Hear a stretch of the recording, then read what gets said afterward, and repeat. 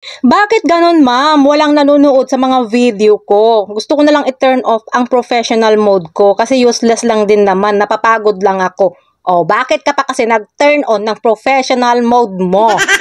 Once kasi guys na mag-turn on tayo ng professional mode natin sa Facebook, dapat positive thinker na tayo. Huwag tayo mag-isip ng puro negative. Dapat ang palagi natin isipin, kung kaya nila, kaya ko din. At saka guys, hindi porket na nag-turn on ka ng professional mode mo, limpak-limpak na agad yung views mo. Siyempre, kailangan lahat guys, dumadaan tayo doon sa wala. Dumadaan tayo doon sa zero. Zero. Hindi lahat ng mga content creator pop agad yung mga views. Hindi ganun guys.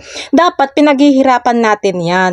Kailangan lang natin ng patient. Okay? Huwag agad-agad na nag-turn off ka na kaya gusto mo na maano yung once na kapag turn on ka ng mga ang professional mode mo, i-enjoy mo.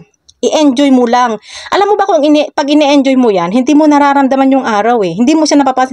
Pero kung araw-araw mo tinitingnan yung views mo, araw-araw mo tinitingnan yung earnings mo, kung monetize ka na sa star, monetize ka na. Ngayon, sinong na-stress? Ikaw. Palagi ko sinasabi to eh. Huwag nyong pansinin yung mga views nyo. Hindi yan mahalaga muna ngayon, guys. Kasi dadami din yan kapag nakita ng system na consistent kayo.